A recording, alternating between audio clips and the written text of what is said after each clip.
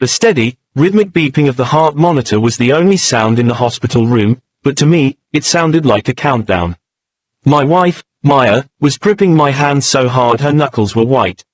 The doctors were moving fast, their voices low and urgent, fetal distress, one of them whispered. My heart was hammering against my ribs. We were weeks early, and things were going wrong. Suddenly, my phone vibrated violently on the bedside table. I ignored it. It rang again, and again. I grabbed it, seeing the name, Victor CEO, flashing on the screen. I answered, expecting him to ask if we were okay. Where are you? Victor screamed, his voice so loud I had to pull the phone away from my ear. The server migration is stalling. We are losing uptime. Victor, I'm at the hospital, I said, my voice shaking. Maya is in emergency labor. I submitted my paternity leave request last week. I'm taking it starting right now. There was a cold silence on the other end. Then Victor spoke, his tone dripping with ice. If you aren't at your desk in 30 minutes, don't bother coming back. Your leave is denied. We have a business to run, Silas. Make a choice. I looked at Maya, her eyes filled with tears and fear. I looked at the doctors preparing for emergency surgery. I'm staying with my family, I said, and I hung up. 3 hours later, the world was a blur of exhaustion and relief. Our son was born, tiny and fragile, and immediately whisked away to the NICU. He was hooked up to tubes and wires, but he was alive. I sat in the plastic chair in the waiting room, my head in my hands, trying to process the fact that I was a father. I pulled out my phone to call my parents, but I noticed a notification from my work email app, account action required. I tried to log in. Access denied. My stomach dropped. I checked my personal email. There was a message from HR, sent 20 minutes ago. The subject line read, Notice of termination for job abandonment. I opened it. Dear Silas, due to your refusal to report to work during a critical business event, your employment is terminated effective immediately. Your health insurance benefits will cease at midnight. I stared at the screen, unable to breathe. My son was in an incubator, racking up thousands of dollars in medical bills by the hour, and Victor had fired me. He didn't just deny my leave, he waited until I had finished building the entire system infrastructure to cut me loose. He had planned this. The cruelty wasn't an accident, it was a strategy. I drove home to grab clothes and toiletries for the long hospital stay. The house felt quiet and cold. I walked into the nursery we had painted yellow, looking at the empty crib. The panic attack hit me then. I sank to the floor, gasping for air. No insurance, no income, a sick baby. Victor had taken everything from me in a single afternoon. I crawled over to my desk and opened my personal laptop. I needed to see if I could salvage any of my personal files or contacts. I tried to log into the company portal. Access denied. I sat back, rubbing my temples. I felt helpless. But then, a thought struck me. The company's entire logistics operation ran on a piece of software called the Weaver. I had built it, but I didn't build it on their servers. I built it on my own machine, on my own time, because their hardware was too slow. The software wasn't installed on their computers. It was a cloud-based engine that called home to a private repository I paid for personally. I typed in a command on my personal laptop. The terminal blinked green. Connection established. They had locked me out of the building, but they forgot that the building was standing on my foundation. I frantically dug through my filing cabinet, tossing tax returns and old bills onto the floor. I was looking for one specific document. I found it at the bottom of a stack, a dusty blue binder labeled Consulting Agreement. 4 years ago, before I was a full-time employee, I was a contractor. Victor was desperate back then, begging me to build a prototype. I opened the binder to the Intellectual Property Exemption Addendum. I scanned the legalese until I found paragraph 4. It clearly stated, any software, code, or digital architecture developed by the contractor prior to the start of full-time employment remains the sole property of the contractor, unless explicitly purchased by the company. I checked the dates. I had written the core code for the Weaver 3 months before I signed my full-time offer. I never signed a transfer of ownership. Legally, the Weaver wasn't their software. It was mine. They were just using it. I sat back, holding the binder like a shield. Victor thought he had fired an employee. He didn't realize he had just fired his landlord. I didn't want to destroy them immediately. I wanted to give them a chance to fix this legally. I opened my laptop and drafted a formal invoice. I addressed it to Victor. The line item read, software licensing fee for the Weaver platform. I calculated a standard enterprise rate for a system that handled millions of dollars in inventory. I set the price at $50,000 per month.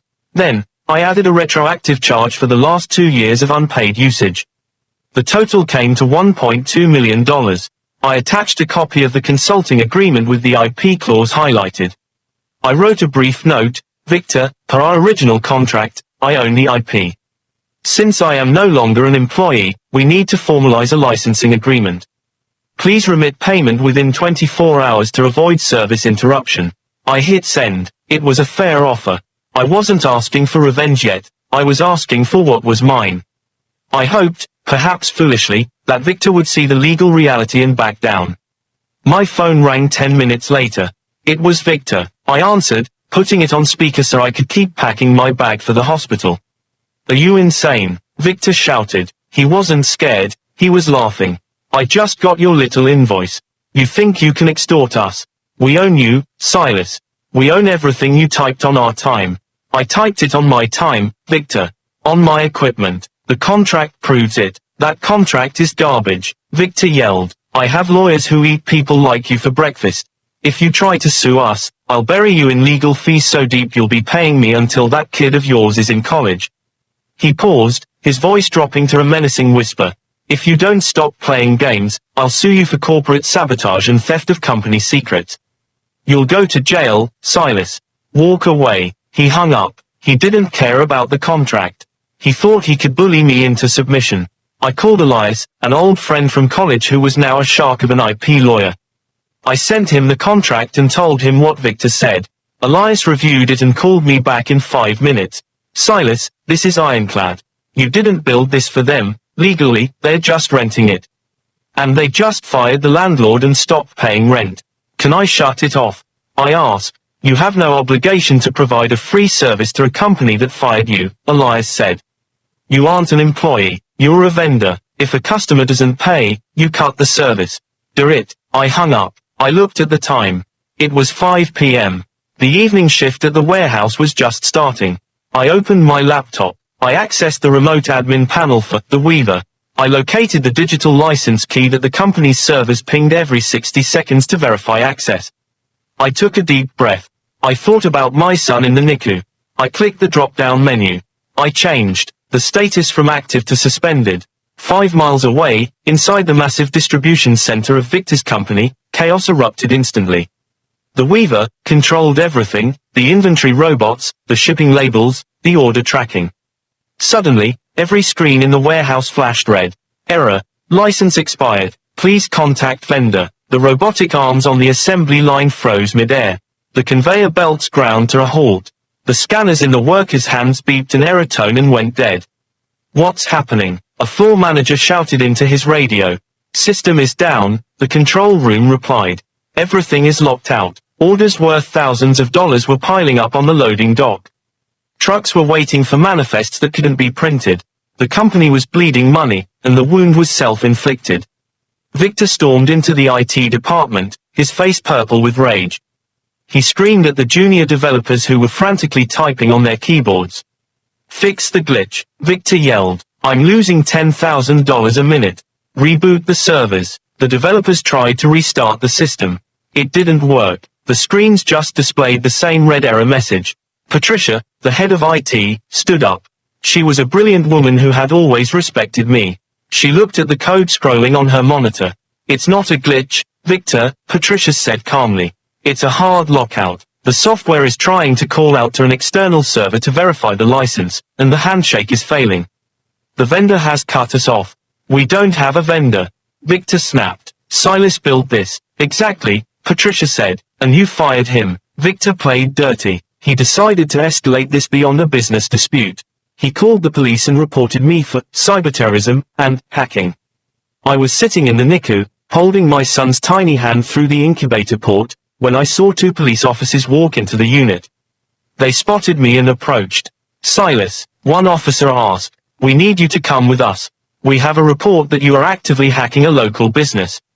Nurses stared. Other parents looked at me with suspicion. It was a scene of utter public humiliation. I stood up, shaking with anger, and walked into the hallway with them. I pulled up the contract on my phone and handed him Elias's business card. "This is a billing dispute, officer," I said calmly. "I own the software. They refused to pay the license fee, so I suspended service. Here is the contract proving ownership." The officer looked at the paperwork. He called Elias, who explained the law. The officer hung up and looked at his partner. "This is a civil matter. We can't arrest him for turning off his own property." They left. Victor's attempt to intimidate me had failed. When the police failed, Victor tried to use money to bypass me. He hired an expensive third-party cybersecurity firm to crack my code. He paid him a rush fee to break into the Weaver and bypass the license check. I was sitting in the hospital cafeteria when I got a security alert on my phone: unanimous intrusion attempt detected. I smiled. I had built the Weaver with military-grade encryption. The code relied on a rolling key that changed every hour, generated by an algorithm only I possessed. The security firm spent 6 hours trying to brute force the system. Finally, they called Victor. "We can't break this," the lead consultant told him. "The architecture is too integrated. If we force a bypass, we will corrupt the entire database. You'll lose every customer record you have. You need the key from the original creator." The outage had now lasted 24 hours. The losses were climbing into the millions. Clients were calling, threatening to cancel contracts. The warehouse was silent. Victor called me again. This time, he didn't scream. His tone was forced, syrupy sweet. "Silas," he said, "look, things got heated yesterday. We're all under a lot of stress. Let's put this behind us." "What do you want, Victor?" "Come back to work," he said. "We'll reinstate you immediately. No harm, no foul. We'll even give you a 5% raise. Just turn the system back on, and we can pretend this never happened."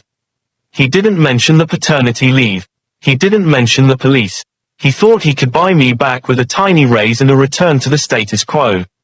I looked at my wife, Maya, who was finally sleeping in her hospital bed. I looked at the bill on the table for the NICU stay. I remembered the fear I felt when he fired me.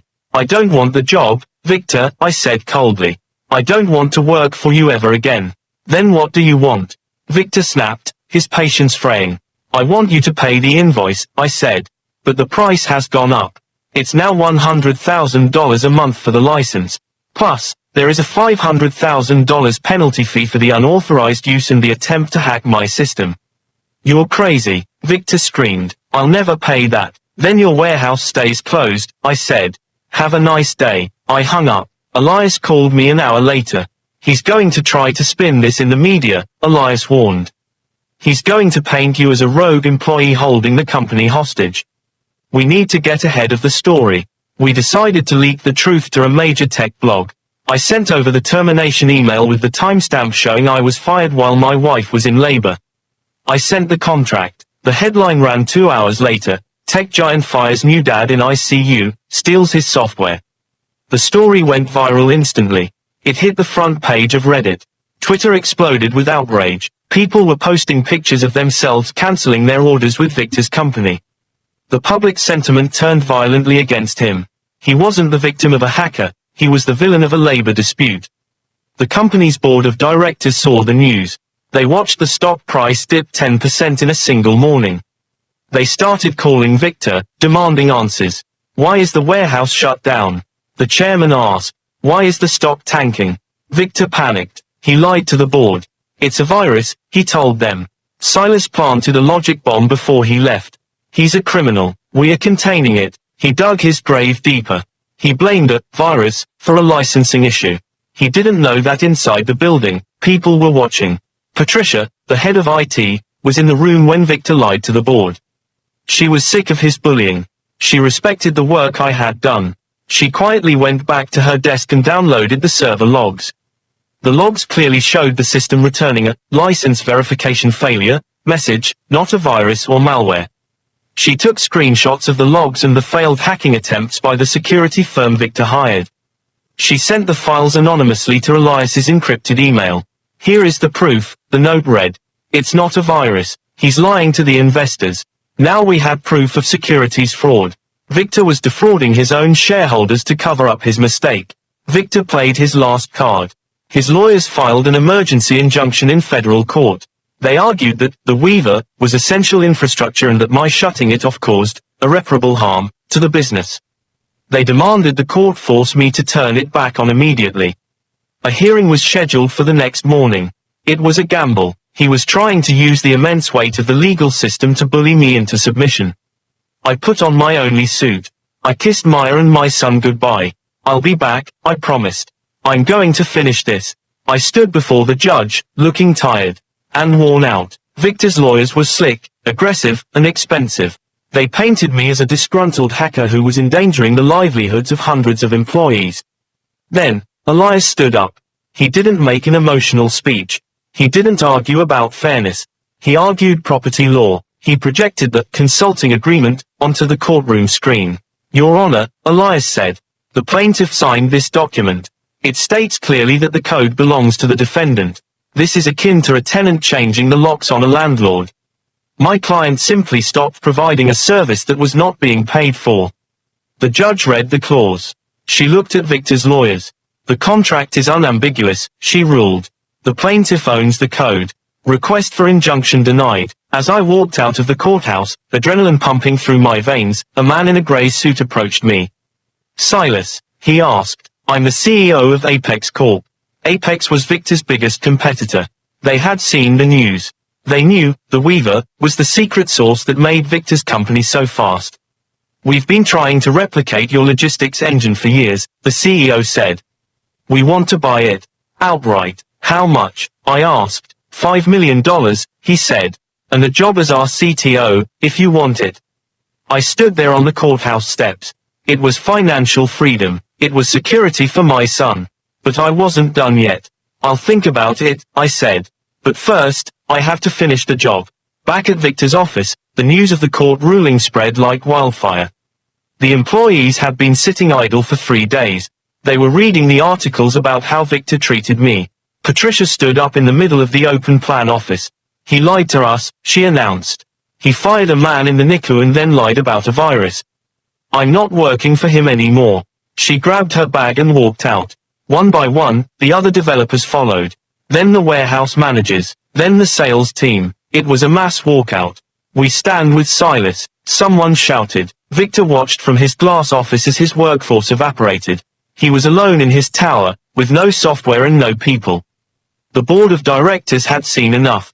The court ruling proved Victor was incompetent, and the logs Patricia leaked proved he was a liar. They convened an emergency meeting.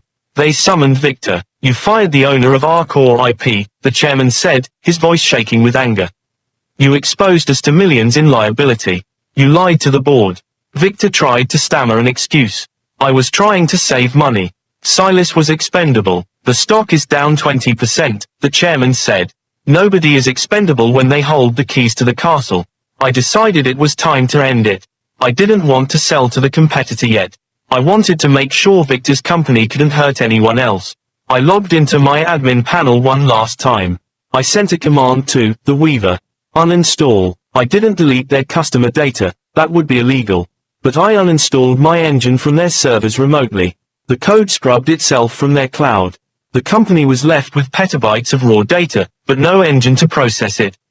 It was like having a tank full of gas but no engine in the car. They were dead in the water. The board realized the company was paralyzed. They had to cut the rot out. They fired Victor for cause, gross negligence and corporate fraud. Security guards marched into his office. They took his badge. They escorted him out of the building. I watched the news report from the hospital room. I saw Victor walking out with a cardboard box, looking stunned. It was the exact same walk he had forced me to take in his mind. He lost his job, his reputation, and his golden parachute. An hour later, my phone rang. It was the new interim CEO of Victor's company. She sounded exhausted. Silas, she said, we are drowning. Please, we need the software back. You know the price, I said. We will pay it, she said. We will pay the full invoice. The penalties, and we want to offer you a settlement for wrongful termination. I want to sell the software, I said. But not to you exclusively. I'm giving you a non-exclusive license. I'm selling the other license to Apex. She had no choice. She agreed. I was going to get paid by both sides. I walked out of the hospital 3 days later. The sun was shining. Maya was walking beside me, looking tired but happy. I was carrying the car seat with my son, Leo, sleeping soundly inside. My phone buzzed in my pocket. I checked the notification. Wire transfer received. $2,500,000. It was the first payment from the settlement and the licensing deals. I was unemployed, fully funded, and I owned my own time. I looked at the massive office building in the distance where I used to work. I turned my back on it. I put the phone in my pocket and grabbed Maya's hand. "Let's go home," I said. The balance was restored. I had reclaimed my labor, my dignity, and most importantly, my time with my son.